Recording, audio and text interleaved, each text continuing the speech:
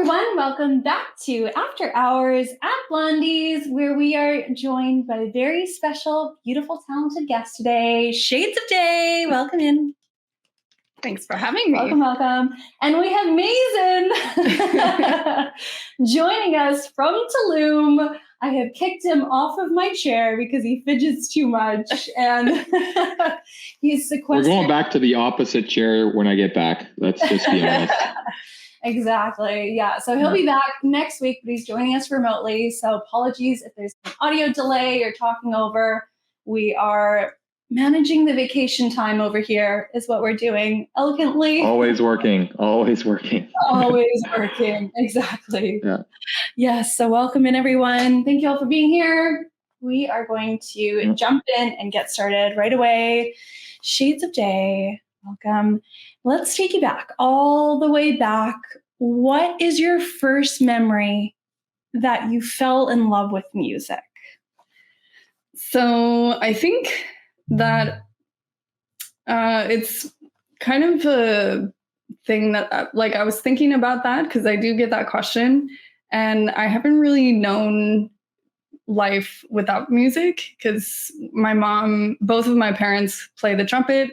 My mom is a music instructor, so growing up, life was very music filled, and I think even when it just seems like a factual thing to me. I have brown hair, and music is a part of me, and I am my name is Sarah. It just felt very of course. Yeah. But I think it became more personal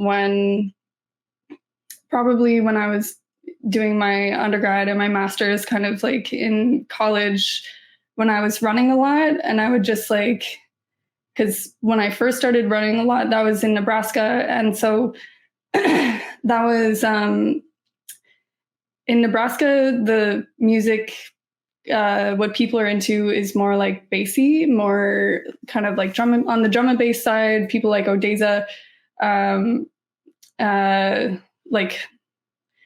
big, gigantic, pretty lights, kind of the electronic-y, with bass. Orchestral bass, big tunes, and big feelings.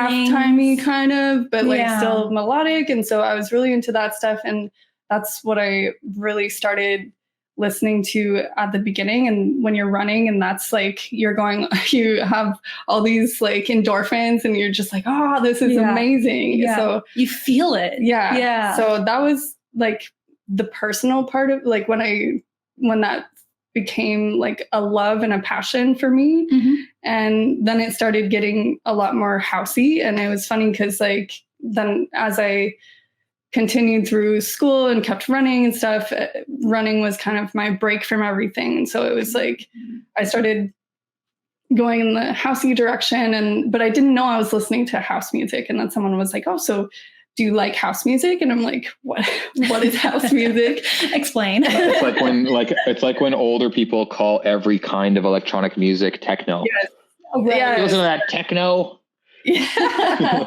Yes, exactly. That EDM. Yeah. And then I did some research on house music. Sounds so funny, but that's when I was oh, I love house music. This is what I've loved all along, but I just didn't know that's what it was called. Mm-hmm. So it was definitely a journey of finding things that I love, but music has always been that really personal kind of quality that I and integral to who you are. It's burnt into my soul. I just it's really personal to me, and I feel it's something that I need to take care of because I think for a while I wasn't really doing that much with music.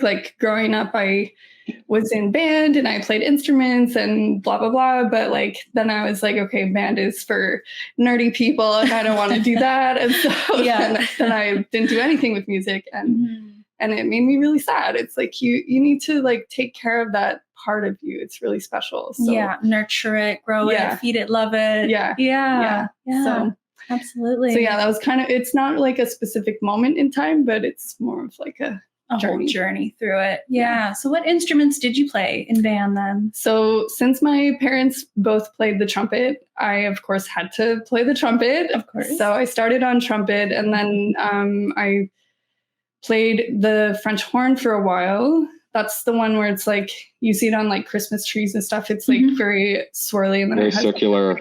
Yeah. Yeah. It's in like orchestras and stuff, and in like film scores you'll hear it. And that one is more difficult because you have to have a pretty good sense of pitch. And because with trumpet, you're kind of locked in, like the fingerings that you use, you're like locked in a bit more with the notes. Like it kind of forces you to play certain notes. Right. But with the French horn, you can play a lot more notes with the same finger pattern. So you just need to be aware of like which pitch you're hitting to make sure you're playing. You're on hitting the right pitch. note. Right. Yeah. No, interesting. Yeah. Yeah. And then I also played piano, but that was only by ear.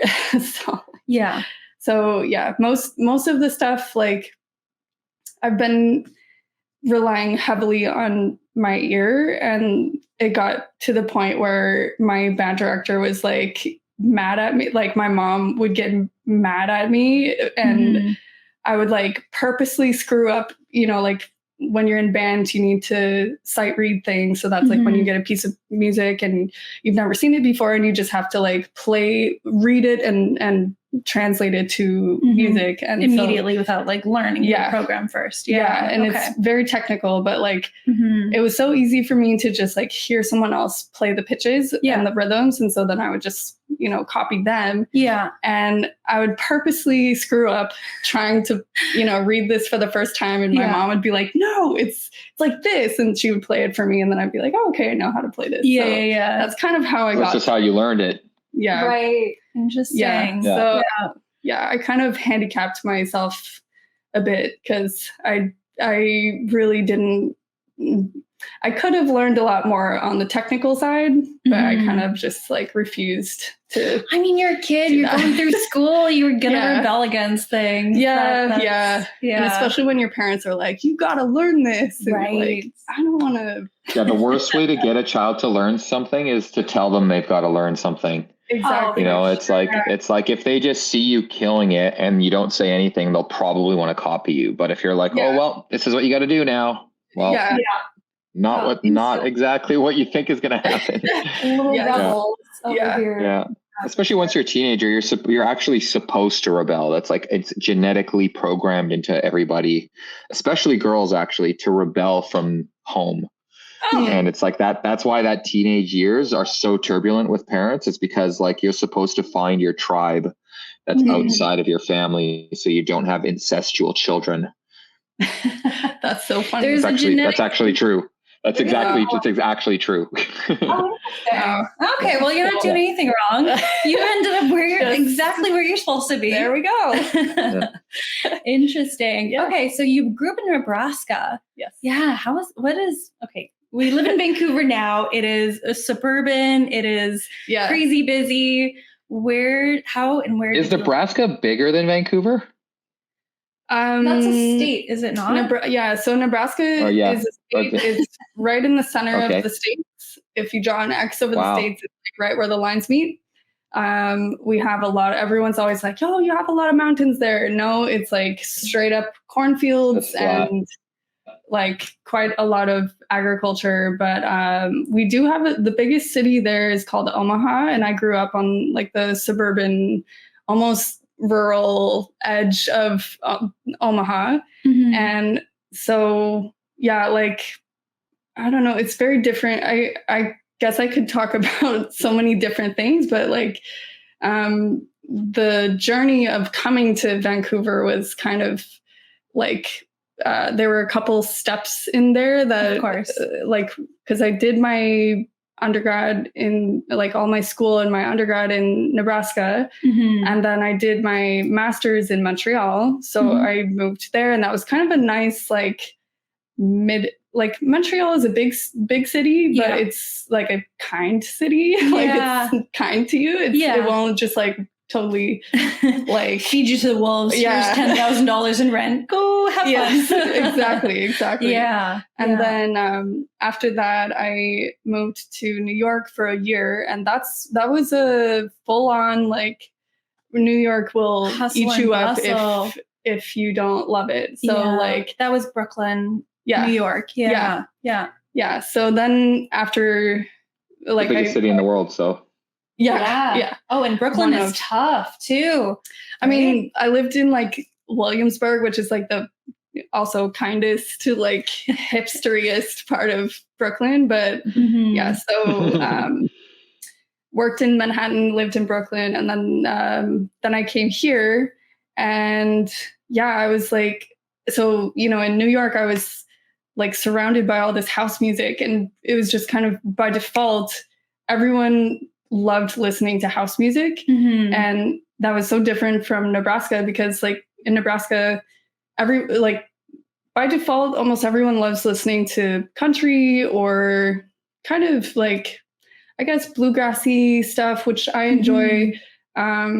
It's not house. Yeah. And then a little less Odessa, a little more country road. Yeah. Yes.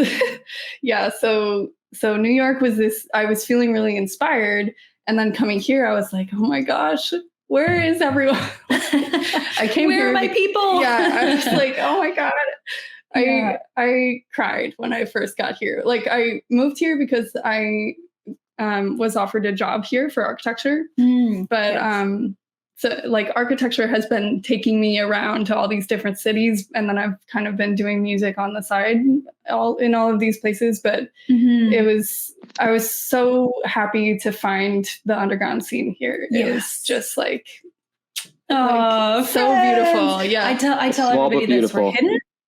We're hidden, but we're here.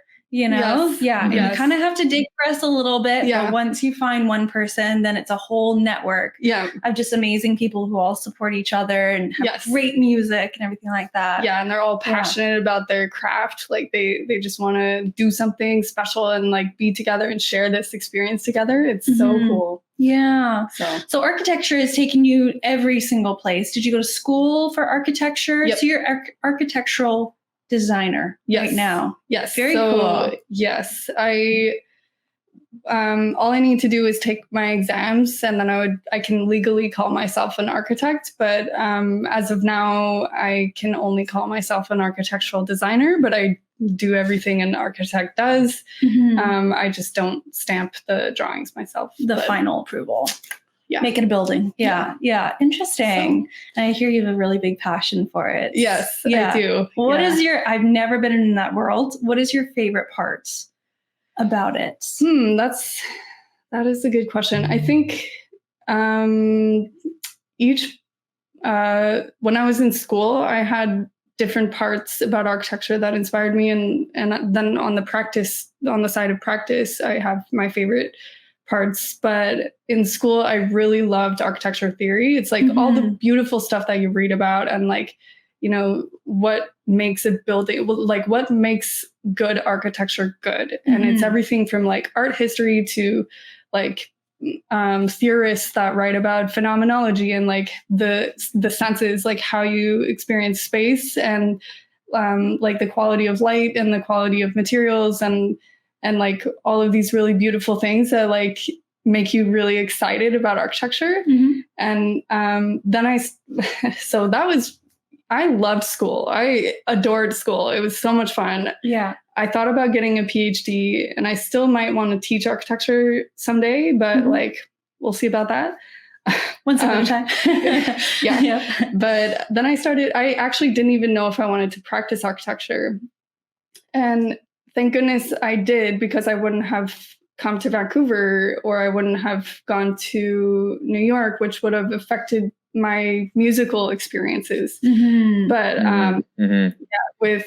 with the practice side, I do something. So, in school, it's very like spiritual, I guess I would call that. But the practice side is very practical, and you're working, like we do towers in the downtown. So you're working with like consultants, like big teams of consultants, which I never thought I would appreciate built like making towers, but I actually love it. I love talking to all of these people that know way more than me about electrical or mechanical, like the mechanical in our building. Like we have to provide space for all of that stuff. And that's how the building like breathes. So we need to like, I enjoy knowing about like the grease traps and the like blah, blah, blah, that you need to provide for your like retail unit on your first level and the loading bays and all this random stuff. Like it sounds really boring, tiny but little puzzle pieces are just all fitting together. And it just has to fit together. So it's super interesting to me. It's actually a miracle how these buildings, you know, we take these things for granted in the Western first world, North America, especially, where they're all designed so well because they're the newest version of buildings in the world. And then you go other places and you're like, wait, they didn't do that? What? Like, it's just like, you know what I mean? Like, it's just things that we take for granted that are just automatic for us are like, you know, you go other places and they're like, you know, it's just not the way that you would expect it to be. So taking in all those factors is just something that, because we're the newest to do it, we kind of have always done it here in our entire short history of being North Americans, you know, and you go to around the world and look at old architecture and you're like amazed at how any of it worked without all the modern crap that we take for granted.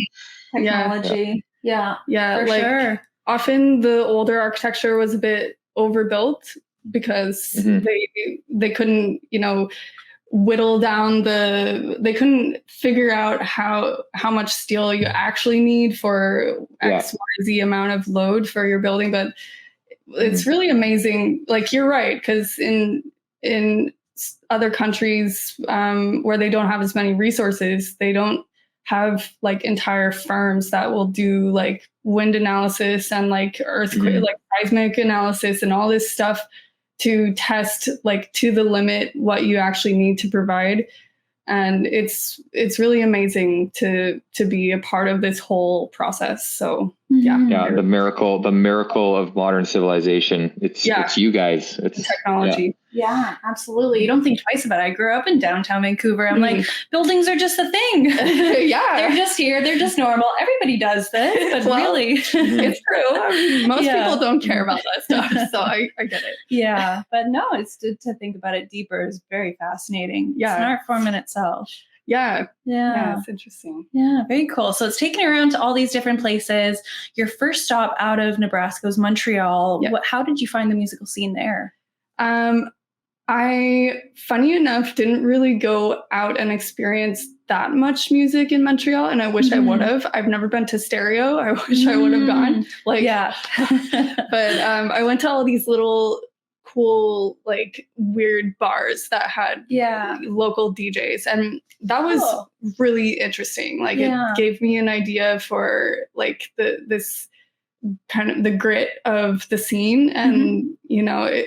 I also saw like Christian Loeffler and a couple bigger artists at a few bigger venues, but it was really interesting to see that type of like, there's a Montreal grit, and I really like it. It's kind of this like, you know, it's just so like stylish, and it's not like, no one's trying to be too fancy, but everyone's like, you know, everyone cares about how they dress. Everyone cares about, you know, like people appreciate like a nice cocktail, and people like the art of things in Montreal. And I think that also comes through in the music too. Like, people really appreciate the art of music there. So yeah, it was cool. I went to my first warehouse party there, which was fun. Like, you know, you don't find out the location until like an hour before, and that kind of thing. It was like, what do I wear? Where do I go? How do I get there? Yeah, it's like, I don't know what I'm doing, but we're going. So, Montreal definitely has like a more established culture for sure than the West Coast does. You know, it's just it is an older city, but it's also they kind of focused on being like, it's like a more focused culture. Like, everybody contributes to that, and like it's more about a consistent aesthetic, a consistent culture, a consistent, you know. Whereas like the West Coast is kind of just like everybody can be whatever they want to be, and and it doesn't matter if we all blend in. You can do your thing there and you do your thing there, and then there's no cohesiveness here. It's kind of just like, plus Vancouver has no history. It's one of the newest cities in the world, so it's definitely very different. When you could compare Montreal and New York, but you can't compare Montreal and New York to Vancouver. It's just Vancouver you compare to San Francisco. Well, not even that. I think San Francisco's got more of a cohesive culture than Vancouver does. But I think there's opportunity for room for growth in that, but also it's a little bit disorganized in the fact that hard to find, first of all, our underground scene and everything. So interesting history. Yeah. And then going through Williamsburg and then New York, Brooklyn area, finding more of the house music there. Yeah. What were some like kind of big takeaways from being in Brooklyn? So I feel like I had a very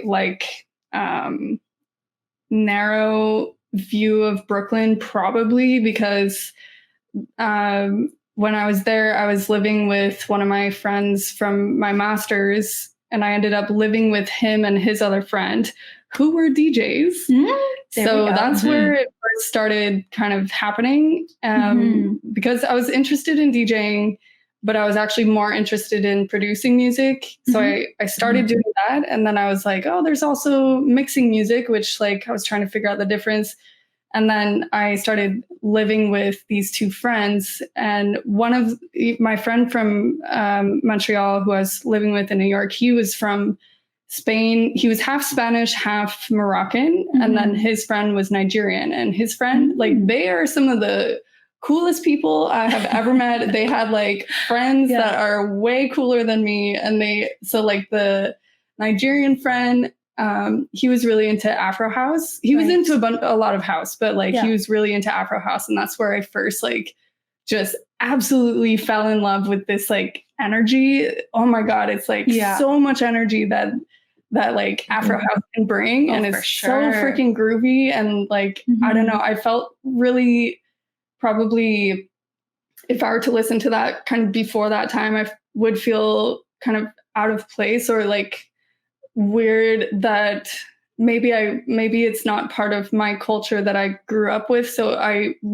would maybe feel I don't know if I'm welcome to appreciate it that much or call it my own. Right. But because I had those friends, they were no, get in here. We're going to mix this together and let's freaking get down. And it was amazing. That's really a great fell introduction. in love with that. Yeah. And so we were the three of us, we were playing house parties all over Brooklyn. And then that was actually technically my first gig was in Brooklyn at this little tiny Haitian cafe during the day, bar at night.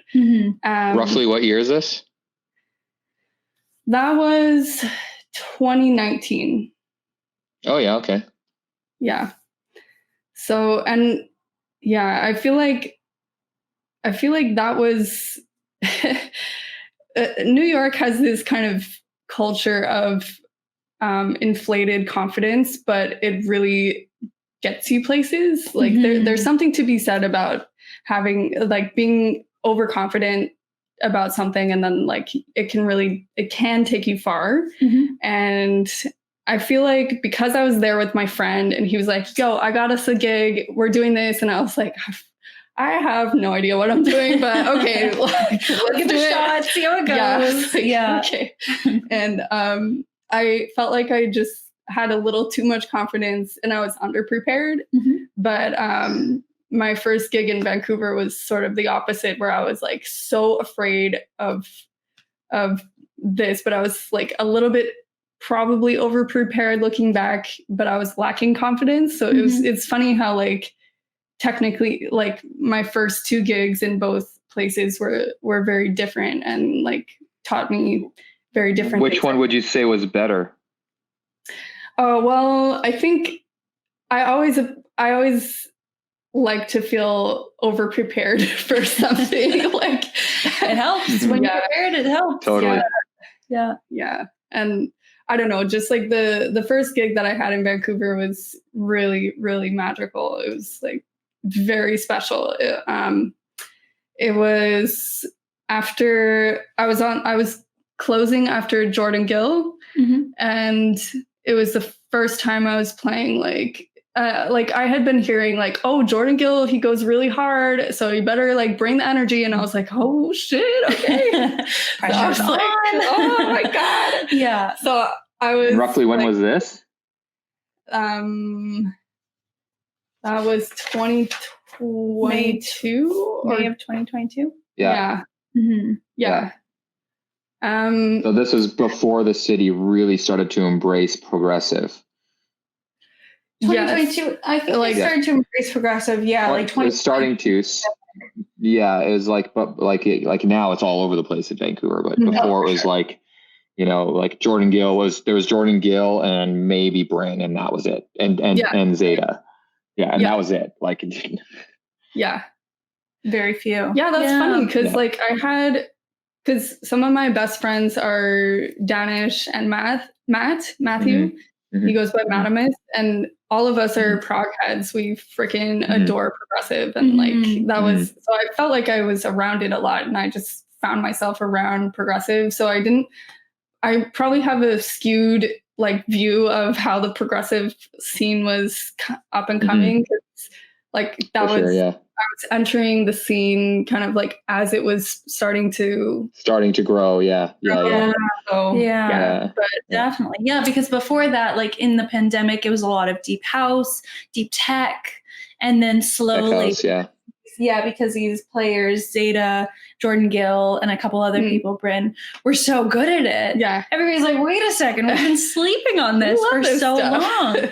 Yeah. So Mason fell in love with Jordan Gill. We're going to have him on the podcast eventually. Yeah. But nice. Yeah. So you were going to follow him, felt overprepared. Yeah. Well, I felt, looking back, I was overprepared, but I felt like I really had to like bring the energy. I was so nervous for this. And you know, when you listen to your music and you're like, okay, well, I hope it's, you know, you're listening on your headphones and you're like, and then you listen to the person coming before you on these like this massive sound system, and you're just like, shit, I don't think my tracks are gonna match their energy level. And then you start playing and you're like, okay, no, it was the sound system. yeah, we're good.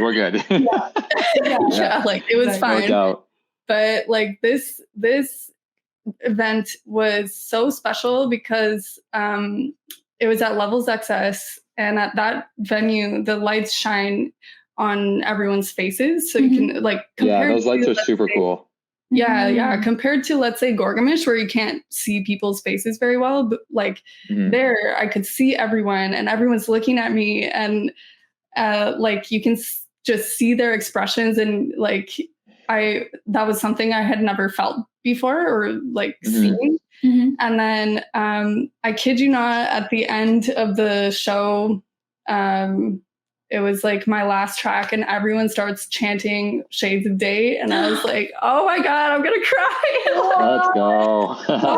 Yes, we got like a video of the end of that, but I was like, oh my God, that moment will like live on in my memory forever. It was Legends were born. Yeah. Legendary. Like getting like teary thinking about that. It was so amazing. Yeah, very cool. Because you prepared so much, nervous about it. And super nervous. And then it ended up being like totally fine. And it went really well. And carry that forever. Yeah. Have it. So amazing. Yeah. Wow. So first gig went really well. Yeah. In Vancouver. And then beyond, like further than that, you probably found some connections here and there. How did you find and get into the scene here in Vancouver?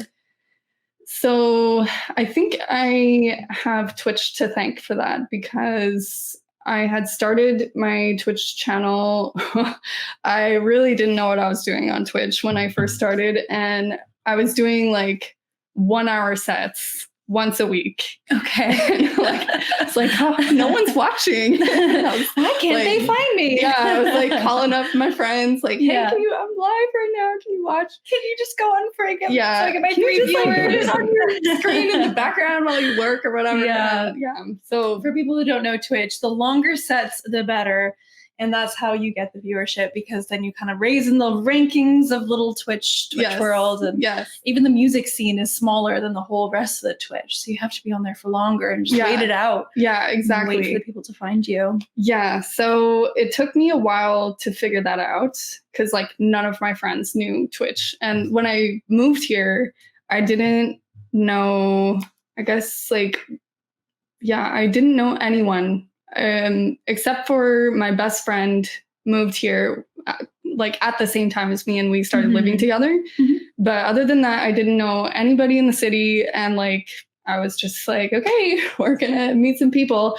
And so it was through Twitch that I had heard someone talking, and I had like been going to gigs and stuff, and I met like my first friend that I met at like the first electronic event that I went to is still like one of my best friends today. That's awesome. And so he like he was telling me about like the initiative and some of these other collectives, and so I was just streaming, and one day Danish pops in the chat, and I had no idea who Danish was. Right. Danish was like, oh yeah, like what kind of genres do you like? Do you always play this? And I don't know, he started saying a bunch of music stuff, and I was like, man, this guy knows like quite a bit about music. That's weird. And then he's like, yeah, do you know the initiative? And I was like, yeah, like someone was telling me about this collective. Sounds super cool. And he's like, yeah, we like, this is my collective, and like, you know, you can come watch come to one of our events at some point. And I was like, oh my God, someone from the initiative is watching me right now. Okay, shit, I gotta like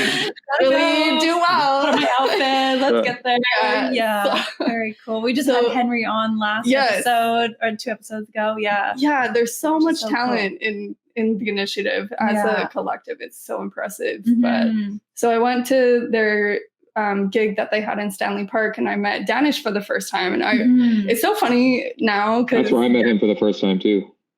What's that? Oh, that's when you met him? That's where I met him at the first time too. He was playing. I was like, dude, that was awesome. When am I going to hear you again? He's like, I don't know. I'll let you know. And I added him on Instagram, and it's a little love story. That's amazing. That's cool. Yeah, I think so. The Stanley Park one was the legal one. Such a groupie. It's ridiculous.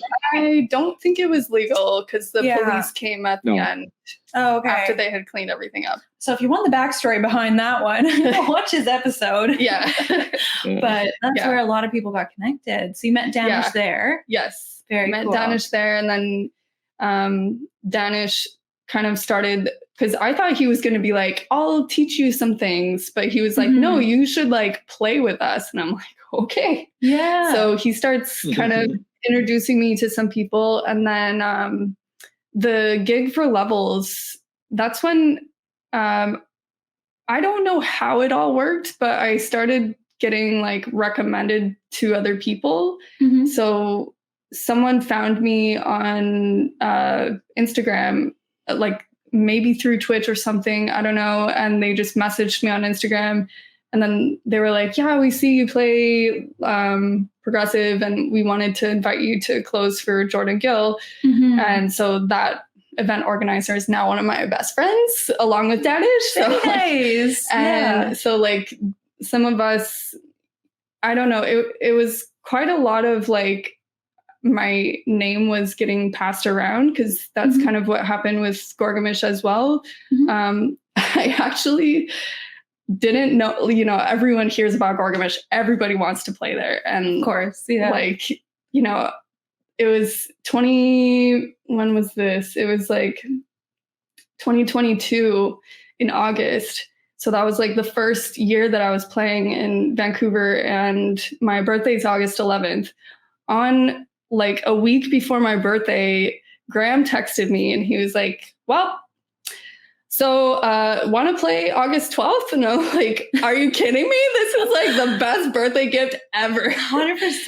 And I didn't know how that happened, but apparently Nightcraft and Zach, Francesco Rosa, both recommended me to Gorg-o-mish, and they just invited me. And so I was like, oh my God, this is the best thing ever. So it's been a lot of like name passing and recommendations. For sure. So yeah, just meeting one person, Yeah. getting into the scene, and then the Twitch scene. yeah, We all play with each other. We all like DJ, go back to back, go Yeah. to people's houses. that sort of exactly. thing. And I think like Yeah. when you also have Twitch as kind of a place to output your music consistently, then people really get an idea of how you play and like how your personality is, and they can more easily judge you for what you might offer them for a musical event. Yeah.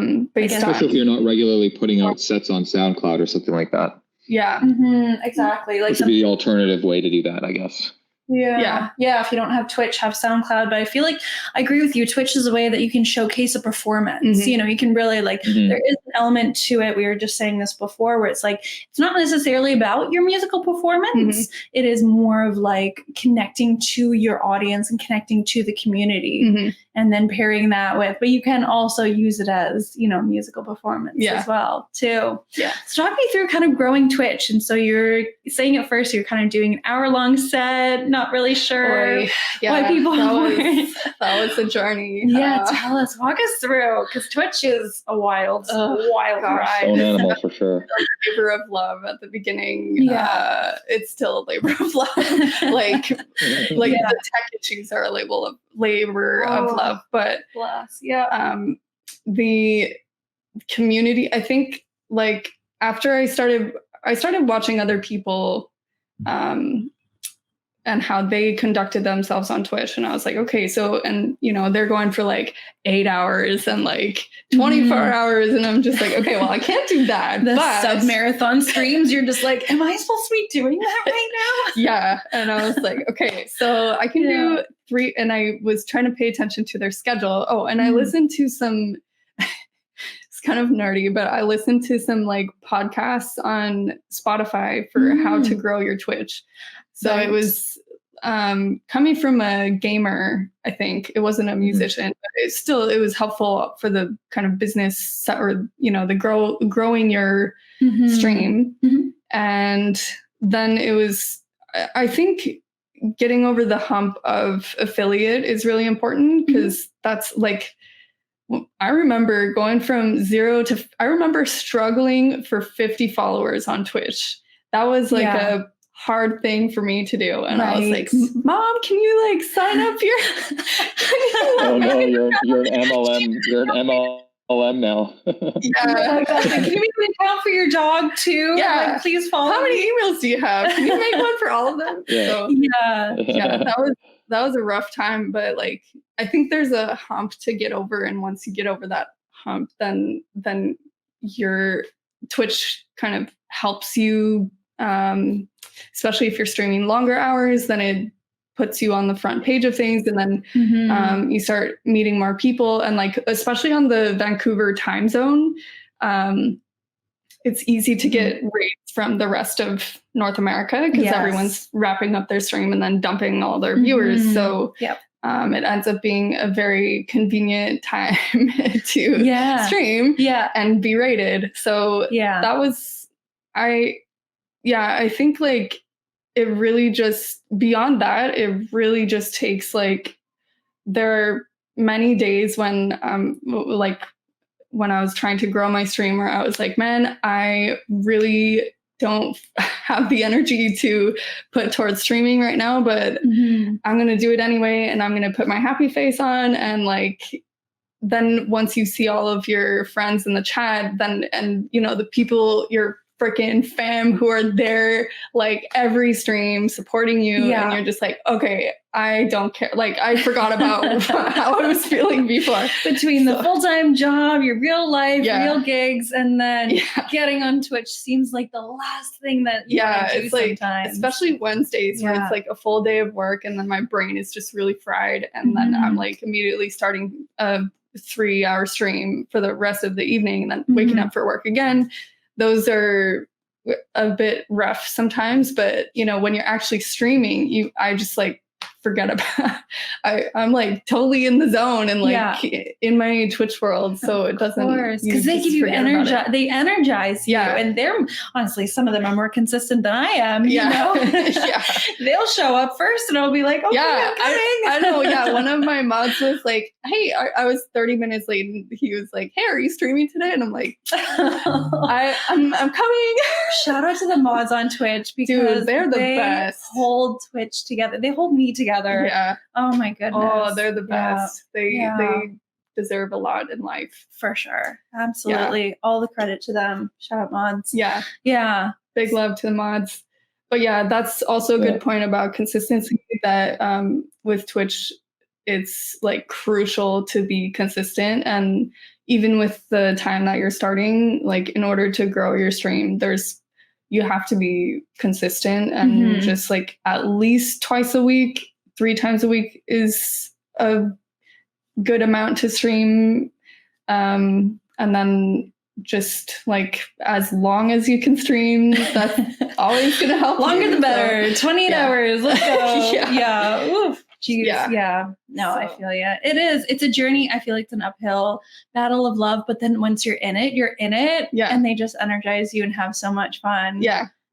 And then, and like, sorry to cut you off. Please. I hate to complain about that feeling, because people come to Twitch and they just want to enjoy, like, Twitch can be a really positive space, and there's so much negativity already on the internet, and like, we don't need, I mean, for sure, there's certain things that I complain about on Twitch, but like generally it's a really positive space for everybody. And it's just so cool to be able to, you know, share your positivity and just share music with everyone. And so I really try to, like, doesn't matter if I had a bad day, like I'm trying to have a good, fun time with for everyone that's in the chat, and with everyone that's in the chat, because we all need to be like lifted up and have a little escape from the world, you know, because it can be a really, really rough place out there for some people, like, you know, even us, right? On the days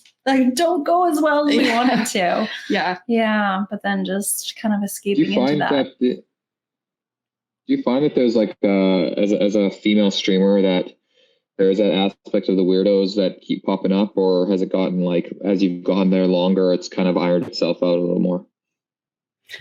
I think I have a few things to say about that. I think because, like, I think it's a combination of things. It's how you present yourself on Twitch, and I think you will likely have more weirdos trying to say weird stuff to you if you have like a booty cam and like you're scantily clad or something. Yeah, you're kind of you're inviting that. You're like probably gonna have questionable dance moves. Which like people like to do that, and sure, like do whatever, but I like to really focus my stream on the musical part of Twitch. And so I think there's that aspect. And then there's also like kind of shutting it down at the very start of things, where I've had people come in the chat where they start saying, even if it's something simple like, oh, you're so beautiful, or it starts to go down. I see where it's going. And so I usually just direct message. I say like, hey, I really want to keep my channel music focused, and like I understand you're focused, me, but I'm just trying to keep it focused on the music part of things. I agree with you. I'm very musically focused. I sit down and stream, you know, and so I think one thing that I've noticed too is like when they start commenting on your appearance and like your physical features, rather than like how the vibe is of the room, or like what music is being played today, then it kind of gives you a little indication, like, oh, might not be the kind of vibe that we want to encourage. You know? It's a weird place to be as a female, because you're like, I don't think females should be sorry for if you as a female want to present yourself in a way that you feel expresses you, I think there's nothing wrong with that, and females shouldn't hide themselves. You know, if you want to feel beautiful and you want to put makeup on, then like by all means wear your makeup and put your favorite shirt on. But I think there's a line where it starts to cross into like trying to look for attention, and that's just where I become uncomfortable, because I feel like I'm drawing attention to like certain parts of my body or whatever. And like, I'm just personally like, I know that certain things can like invite, like can in turn make it harder for me and like create more work for me to then explain like to a person that is trying to compliment, then I'm just going to be doing that the whole stream. And so it's kind of like, you know, it's not just streaming either. It's also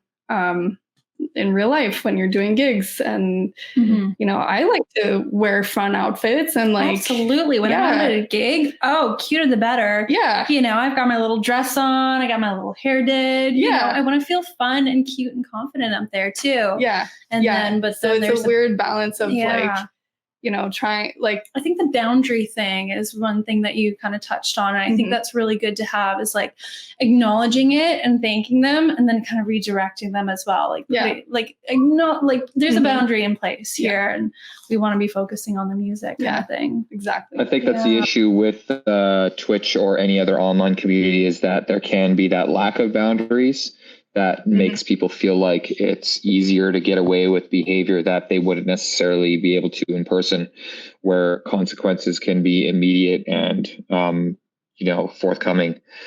So, I mean, I feel like, you know, it's always going to be a battle one way or another, especially the more you get famous, the more people you have following. It's just a numbers game. There's just going to be more idiots out there, you know, and it's just finding real ways to get that kind of like stamped down, like you're talking about DMing. And I've actually been reading some of the comments here, and some of the comments have a couple of good suggestions too, where, you know, they have like blanket statements saying like, you know, we appreciate the comments, but try to keep things focused, yada yada yada. Yeah, I mean, it's I remember when we were at the New Year's stream for Jesse and Pika, and like just seeing the comments come through, it's just, there's so many people, you know, and it's just like, just here and there, once in a while, some fucking weirdo just shoots out some weirdo comment, and you're like, well, there's another one. It's just tough. I'd imagine that gets super annoying. Yeah. It's easy to just say, let's ignore it, let's just whatever, but I'd imagine it just gets, it's like you're looking at all this fun stuff that's happening, and then somebody's like, show me your tits or something stupid, and it's just like, oh my god. Right. That's the thing too. And it's like, if you like you're saying, the more famous you get, the better. Obviously I'm not famous, and well, hopefully will be, but probably never will be. But you know, you kind of like go along, and you don't want to be recognized just for who you are and what you're promoting outside of the music. And you want to be taken seriously as an artist. Yeah. And so I think a lot of people will be like, oh, well, you're just famous because you're a girl. Yeah. You know, and I feel like I've heard that. And I've heard the opposite too. I've been sitting down at my stream, and then somebody's like, well, you should get up and dance and you'll get more attention. It's like, don't tell me what to do. I'll do what I want. It's my channel. Right? Yeah, exactly. Yeah. I'm entertaining you and you're not happy. Come on. Yeah, exactly. Exactly. Yeah. You came here for the music. I've never danced. Why are you asking for dancing now? Yeah. There's somebody else who's going to dance, and that's okay. We love them for it. Yeah. You know? Yeah. So I guess my next kind of questions is kind of going to like what you're doing in the real life, in the Twitch real life scene, and what kind of gigs that you're aiming for and looking for and playing and enjoying. And obviously I've seen that you play a lot with Danish too, a lot of back-to-back with Danish. It's kind of cool to see someone go back-to-back with somebody. Do you find that you have like a really special connection with him? You love his music? Like, what is it about that back-to-back dynamic that I think is really cool? Danish is just like honestly like a brother to me. Like he's so special. He's like such a deep friend to me that like, and we bond a lot on like even things like our political views. Like my political views are a bit nuanced because of where I grew up and blah, blah, blah. And like he has really similar views. And so we just like bond kind of on that personal level, but also like musically, like our person, he's like pretty nerdy and I'm also very nerdy. And so like we kind of just nerd around and like, I don't know, we both love progressive. So that's another thing. And yeah, we both kind of appreciate the same like pace for things. Like we can both just be like standing next to each other on the dance floor and not saying anything for like 2 hours and or we can be like, you know, we really gotta like talk about a lot of stuff and and so it's just like it's a very nice dynamic. And yeah, it's funny because yes, a lot of people do think that they're like, oh, is this your boyfriend? And no, like Danish is a really close friend of mine, and like Danish and my boyfriend are actually really good friends. So it's all like a really nice, you know, just, and my boyfriend doesn't has a bit of trouble with like really loud and like a lot of people in one place, so he often doesn't get out to my gigs, which is like completely fine because he's very supportive of everything. But often it's Danish being the one that's like kind of, you know, fending off the weirdos on the dance floor, which is like, well, you know, yeah, how he's it got your goes. back. So, yeah, it's really cool. So, and he's got so much experience. Like both of us are just like, there are things that surprisingly that I can teach him, which is hilarious because he has 15 years of experience. So like, of course I'm learning a lot of things from him. And yeah, but he's a really great, he's very like humble and he's always looking for things to learn. And he's always looking to find new people to elevate around him, which I find is just like so healthy. It's like a really healthy person to be around. And, you know, it also helps that both of us have similar lifestyles. Like he works in my same building, actually. So we've only had lunch together once, but like we really should have lunch more often. But we both could be like, see him on the dance floor. Yeah, true. But yeah, like we both have, you know, careers that we really care about. And then we're trying to push the musical side of life too, or we just really care about it. So, so yeah, like it's a really cool relationship that I really like cherish because, you know, there are few people like that just kind of like get you, you know, and it's the same thing with Matt as well. Your boyfriend? No, Matt is the other the guy who booked me for the Jordan Gill. Oh yes, you're really good friends with him today. Yeah. So he's also, and like all of us are just really good friends. Like we all have the same lifestyles, we love the same music, just have the same kind of vibe. And the times when I've done on my YouTube, I have some examples of like filmed sets that we do together. And my boyfriend is really into photography and film. And so he gets to help us do that stuff from his own artistic side. And then we're doing our own music side. So it's like me, Matt, and Danish that are always doing that stuff together. So they're some of my closest friends that I really appreciate. That's so cool. You get to make art with them, yeah, hang out with them, talk with them, then go on these beautiful learn from them. Go on these beautiful back-to-back journeys with them too, which is so cool. I did. Did you have a call? You asked about going back to back, and I didn't really answer your question, but like, it's also interesting. There are certain people that are much easier to go back to back with than others, and with Danish, you're right. Like there is, I don't know if it's just he's really experienced, but like we've gone back to back many times at Gorg-o-mish, and he's really good at like adjusting to, like reacting to what you're playing. Like what, you know, it's like very complimentary. You select a track and then he selects a track. So every time you're going back to back, you're reacting to the other DJ's track. And it's really like you can have like there are certain DJs that are just they click together and like you have this like back-to-back chemistry that really works.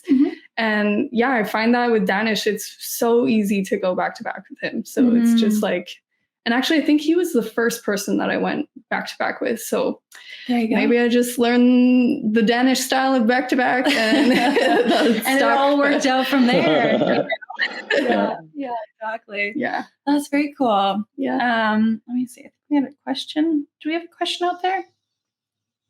Okay. Well, if I haven't been seeing anything that hasn't been already answered. Yeah. So I did actually want to ask you about the videos that you create. So they're very cool. They're almost circle style where you've got one in Nebraska, Chilliwack Lake, Cypress Lookouts. Talk me through kind of like the process of getting the location, setting up, performing, putting it out. Like how many steps are there, first of all? And walk me through that. The most complicated part of it is the drone, because there's so many rules for where you're allowed to fly drones. And my boyfriend my boyfriend is the one that's like, he's got a lot of fancy camera gear and the drone. And he just got one that is a bit lighter. I think it's 400 grams that you have to be under to be able to fly a lot more places. So it's like $3.99 and like 1 gram under the weight like limit, 0.5 or whatever. And whatever it is. Well, technically we're under. But so that's the hardest part, is finding areas that allow or just don't have any rules for drone flying. Yeah. And then once come to Tulum. We're flying there next. We'll be there in 5 minutes.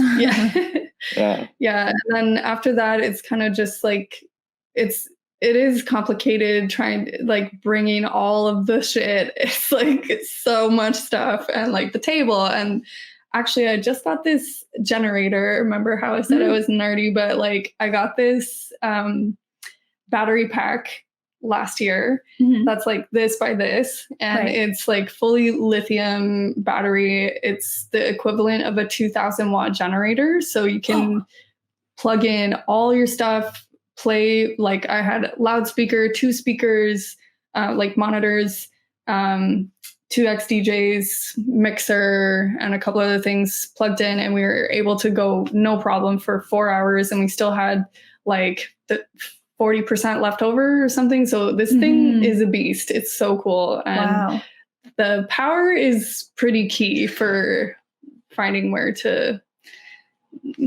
set up. But so like like in Nebraska, we were hooked up to the boat. Okay. So the boat's generator was powering the whole thing. And then, so that's one of the most it's just funny to try boat streams to a new new level. Boat stream. I wouldn't even think about that, know.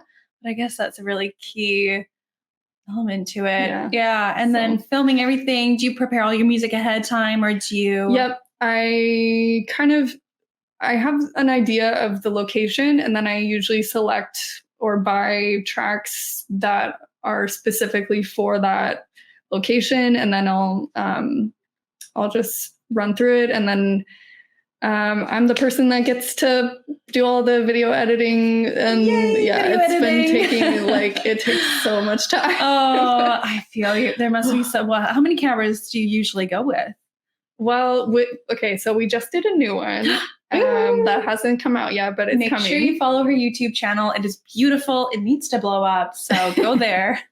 I'm a little slow with these videos, but it's okay. It's worth it. They're gorgeous. Yeah. So we have two and sometimes 3 stationary cameras. We have a drone, and we also have a GoPro, which I haven't used in my previous films, but in the one that's coming out, we have some GoPro shots of like, really like close-ups of the decks and everything. The detail shots. The beauty shots. The beauty shots of the hands beforehand. Very cool. Very cool. So it's easier when there's more cameras. Okay. But because when I first started doing it, you know, it's like one camera would run out of batteries and then like had to just try and flip between the drone and the one other camera that I had. And then if someone walks in front of the camera, then, well, you better have a drone shot covering that part. And it's just like, more coverage, the better. Easier to edit. Easier to edit. For sure. Yep. Interesting. Very cool. Yeah. And you have one coming up. Yes. When can we expect it? Probably in the next month. In the next month. Okay. So the February. Around about February. Yeah. Exciting. Looking forward to that. Okay. So future plans. We're going into the future 5 years down the line. Looking back, what do we want to have accomplished, played, produced? Yeah. Tell me about that. I'm currently finishing up I'm in the middle of production classes and working on some tracks, and like production I mentioned before, but production was the interest before DJing ever was. And so I just have this like freaking itch to like just get out these ideas. Like I really just want to, at some point I don't really care if like no one listens to it or everybody listens to it or whatever, but it's just like I really just want to make this shit, and I'm so excited to like get out these ideas, and I can't wait to be like used to my software and just kind of have everything comfortable. I just like reorganized my studio and got a standing desk and everything, so now it's more comfy to produce, but I really want to focus on that. And I realize like we're all human. We only have so much time. So like I'll probably have to puzzle my life a bit with like, I'll have to, you know, probably won't take as many gigs in order to be able to produce. And I'll probably have to be a little bit more selective with the gigs that I'm doing, which is fine. And it's funny because like the gigs that I get invited to often are like a specific vibe. Like Gorg-o-mish is kind of its own, like Gorg-o-mish has its own sound, and I like play to that sound.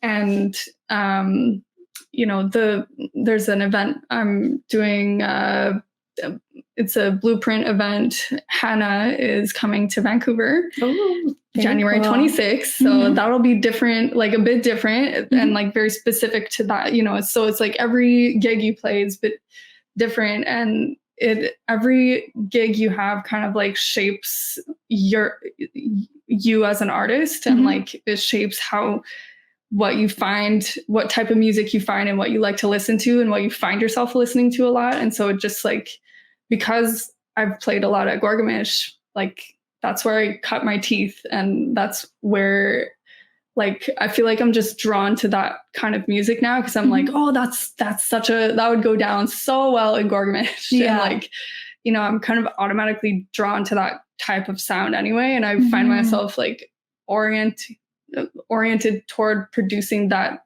style, which like progressive was always something that I was wanting to produce anyway. But yeah, it's kind of, so I want to kind of like find my sound with production in the next 5 years, and I want to be more selective about gigs.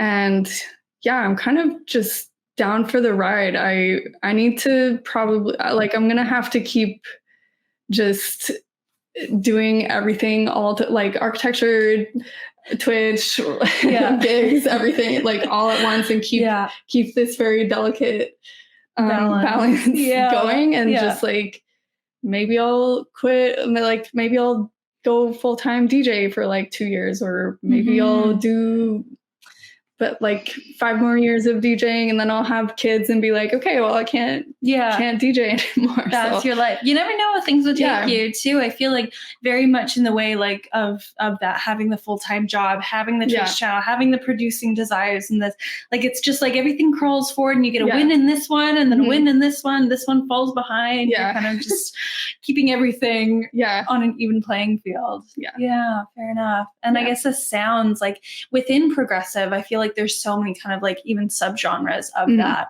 What are kind of the sounds within that? For sure. Genre? Yeah. Yeah. That really speak to you. Yeah. So like, I really like strong melodic techno. I'm liking like 128 heavy progressive and melodic techno with like a drop of tech house. Cool. Kind of like punchy, but I mean, I also talk to me dirty. Yeah. I also love breaks. Breaks is like such a part of my soul that I want to learn how to like somehow weave these two together, because you know you hear is that certain part of tracks. the Nebraska influence? I think so, because like I love liquid drum and bass. I love halftime. I love these really like dirty industrial like, or even like minimal bass house and like kind of, or even like 80 BPM or like 172 BPM, like just halftime. Like I find it a lot more challenging and like it requires more musical skill. And so that's why I appreciate it more. And breaks has all these weird beat patterns and like very interesting. Yeah. It just really makes you pay attention. And it's just like, it's definitely not 4 on the floor. It's like anything but 4 on the floor. So there's like one missing. Yeah. So I like that like complexity, and I want to bring that to progressive, or I just want to see how they come together. So I find it so cool. I agree with you. When I find a song and all of a sudden there's a breaks element in there and you're just like, whoa. Yeah, you get some almond breaks and you're like, what is that? Yeah, it just tickles your brain in a really nice way. Yeah. And it kind of just changes things up, changes up the energy, and gives you like a little feeling of happy, sad, this, that, the other way. Yeah. Brings the emotion. Definitely. Definitely. And I guess like, what is your favorite thing about this whole musical world? Your whole, if you could sum it up into a kind of like this one, what is your favorite? It's a good question. I think it's like, the ability to share this like spiritual experience with so many people who are very different from you, how we can all like enjoy so deeply this one musical experience. And I find that it just unites all of us. It's so special, and it is something that you have to, it's like you have to care for that part of yourself. Like I was saying earlier, like you it's like this little, plant inside of you that you gotta like water and make sure it gets enough sunlight. And like it is, I'm gonna be a nerd and like bring the architecture component into it, but like I appreciate about architecture how like architecture and music have this in common, how both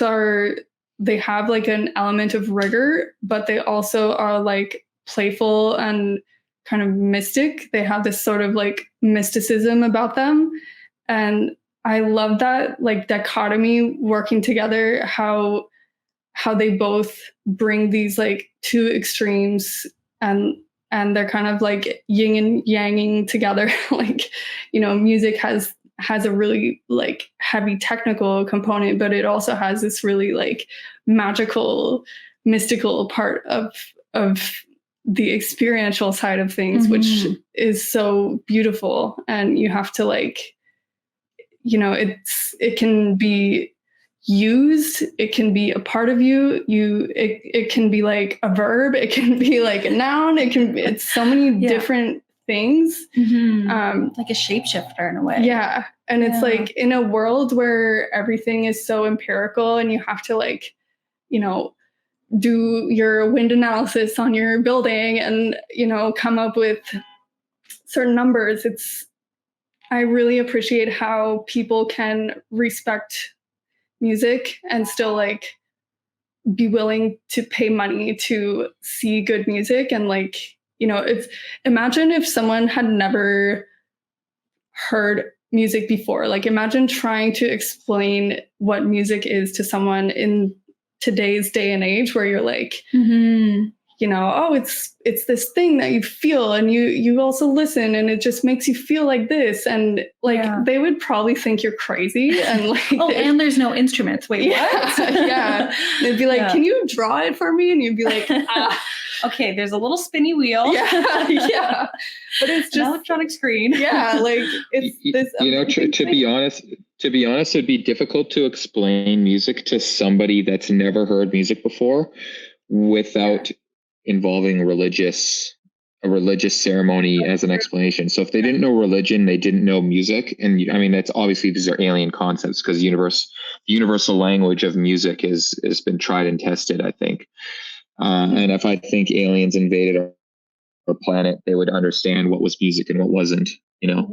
Oh yeah. But that being said, I think, you know, if you wanted to explain music to somebody who's never heard it before, you'd have to be like, this is something that people gather around and you explain a story with these sounds that are made from different objects that make different sounds. And, you know, and then everybody comes together and focuses on that. And then they all feel the same vibration that's coming from it.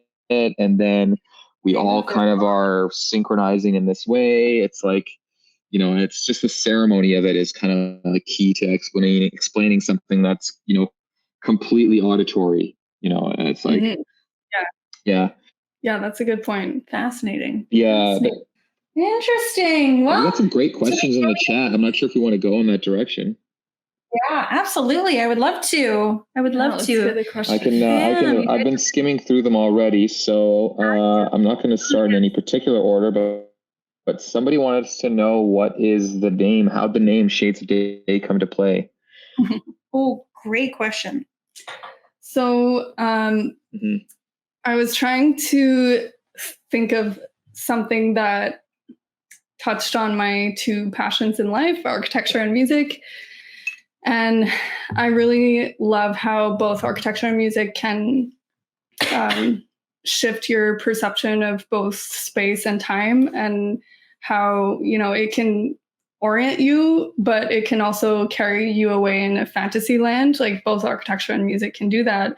And so like architecture and music can make you see your surroundings, your experience through a different lens or different shades, if you will. And with time, like when you listen to music, time can speed up, slow down, and it can feel like a different time of day even. So like I'm calling this idea of how music and architecture can shift your experience so much, I'm calling that Shades of Day. So it just combines architecture and music for me. Absolutely. I love that. Yeah. Another good one that actually kind of I was just going to say another question that kind of falls directly together with that. I know this would probably be like choosing who's your favorite child, but what do you love more, music or architecture?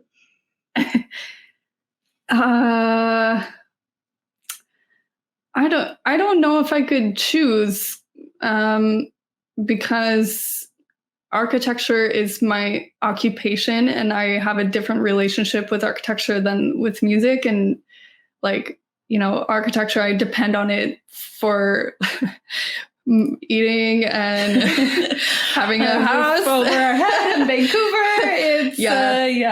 So like, I really love it through all of those challenges of like needing it in my life to pay for my life.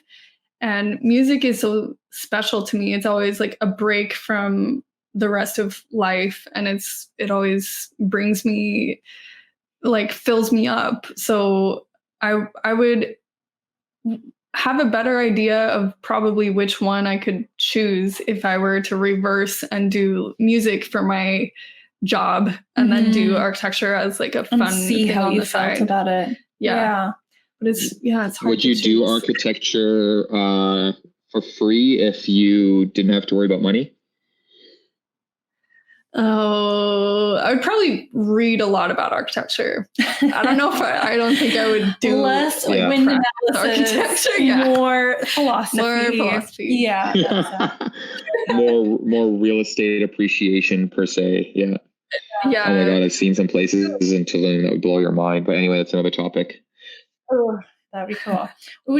Would there be ever a world where you combine the two? Have you ever thought about that? Oh, I don't know how. I don't know how either, but that would be a very interesting idea. To be honest, if almost there was totally- any place that embodies that, it would be Tulum. A lot of what the architecture is in the music scene. I want to go. Don't I know, worry. but You don't have to convince us. it's a lot of it. I mean, there's a lot of it that's like a combination of integrating nature, music, and architecture all together, and there's a lot of that goes on here. So I think if you wanted to see how that was done, Tulum is probably the place to go. Mhm. Yeah. Definitely. Yeah, I could definitely see you doing some sort of really cool musical set in a very cool architecturally significant space and Yeah. crafting the musical set for that space. I would love to do that. That would be really cool. That would be super cool. All right, thoughts for the future. Yeah.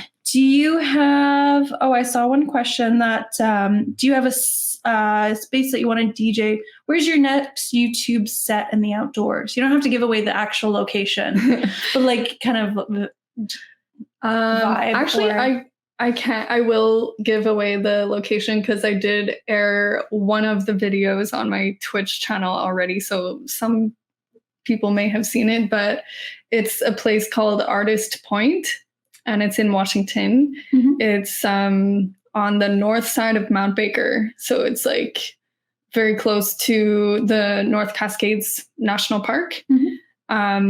And it's this like ridge that's surrounded by more mountains, and you can drive up most of the way. And so we just drove up and then got our little wagon out and set up everything. And yeah, it was amazing. That's cool. So, yeah. Very cool. And That like must be it was gorgeous. fall, so the colors are like absolutely beautiful. It's like reds, like really deep reds and yellows and greens, and the dark kind of like soil and the rocks and everything. It's just so beautiful. So that's amazing. You guys, if you're not following this channel, I don't know what to do with you. All right. Any more questions out there? You guys have such good questions. Oh, somebody said designing amp auditoriums or amphitheaters or venues. How would that be? I've got one here. Did we talk about how shades can fly planes yet? Is that in the picture? Is that in the Spit and Feed? Oh my God. So my dad is a pilot, a commercial pilot, and he is also very nerdy. So nerdy, in fact, that he has a Cessna 212 now. Okay. And so it's like a little tiny plane that seats 4 people comfortably, 6 people if you're like maybe an amputee or something. But like you will be smushed in the back to fit 6 people. Just a little package, a little sandwich back there. Yes. Yeah. So my dad is about to retire when he turns 65. Mm-hmm. And so my goal when he retires is to, because he also teaches, he's a flight instructor. So I want to get my private pilot's license under my dad after he retires. So he has like at least something to do. Is teaching you. So architecture, pilot, DJ, soon to be producer. Yeah. Oh, there are not enough How about hours in the gymnastic career? What's that, Mace? Somebody asked about her gymnastic career. Oh, how? Oh my gosh. How do people know that? I did gymnastics for 9 years. Yeah. Not enough hours. You got some mega fans in here. Yeah. Yep. There are enemy soldier. Leave some talent for the rest of us. Okay. All right. Well, We won't do that. She's got all the talent, the beauty, the brains, all the ability to accomplish all of your dreams. You are so sweet. I'm so excited to see what's coming next from you. You've got a heart of gold, amazing music. One time I tuned into your channel and you're playing liquid drum and bass, and I was so inspired. I so tried it great. myself and love the music and promptly left it for you. Oh yeah. But it was gorgeous. Yeah. I'm so excited to see what's next. Yeah, I do wish I was there with you guys in person. Just the timing of when and how long I could go on holidays is very specific. So I took this opportunity. We figured out the technicals, and I think we made it work, although we did have some glitches, and it has increased the delay in which we started with. So I do apologize to all those people who have to put up with me being remote to participate in this conversation. I definitely wanted to participate, and so I was not going to sub out of this one. Absolutely not. He said, I must be there. And I said, okay, fine. Yeah, thanks for figuring out the technical stuff. Yeah. We did it. We made it happen. Yeah. We made it work. Thank you for joining us. Thanks for having me. Thanks to StreamYard. Yeah, thanks to StreamYard. Shout out. Please follow her on all of her social medias, YouTube, Twitch, Instagram. Follow us. We've got episodes every single week from amazing up-and-coming DJs, producers, industry members. We've got a beautiful, beautiful guest on next week that you won't want to miss. Thank you for everybody in the chat. And we'll see you all very, very soon. Bye.